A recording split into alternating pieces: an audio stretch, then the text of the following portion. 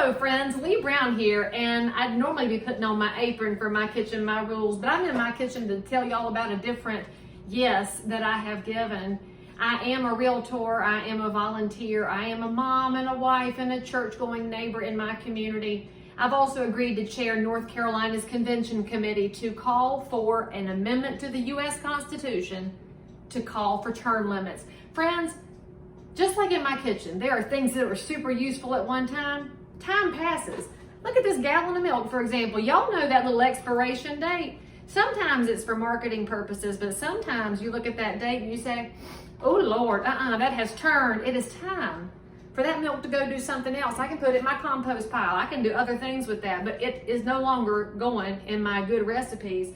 Or I look at my bananas. These are wonderful after a run to build up my system. But when they turn this color, their purpose has changed. They now need to become banana bread. I believe that many of our elected officials started off with wonderful plans and objectives, and they have done an amazing job. However, for many of them, it is time for their purposes to turn elsewhere so that you or somebody that you know could have a turn as an elected official.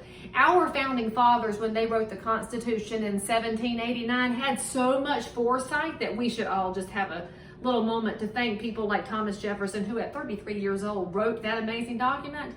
In Article 5, there is a provision that you and I, the elected citizens in our elected state legislatures, can make changes to that venerable document if it's so necessary and so desired.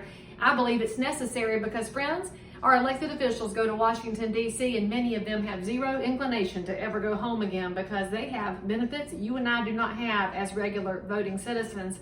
So here's how the process works. North Carolina and your state, if you're watching this somewhere else, the state legislature can call a convention committee. Once 2/3 of the states have called for the convention, it can occur.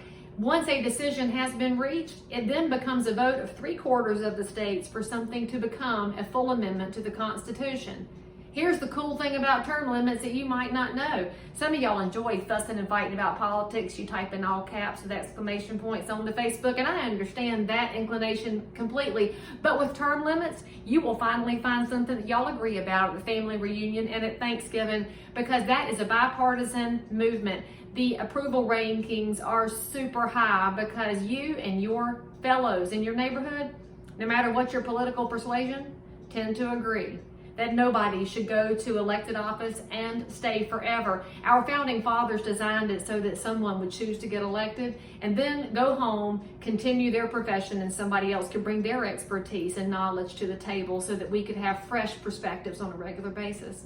If you agree with me that North Carolina should be one of the states calling for term limits to the Constitution, please call your state senator and encourage them to reach back out to me as the chair of the convention committee, or just to reach out to the Senate leadership and say, yes, let's make this happen. The North Carolina House, by the way, is already on board. If you personally would like to get involved, send me a quick message. I'd love to let you know how you, as a citizen, as a voting member of this constitutional republic, can help make it better. Because friends, this land is your land, this land is my land, and DC belongs to us, not to the elected few. For more information, please send me a quick message. And by the way, God bless America.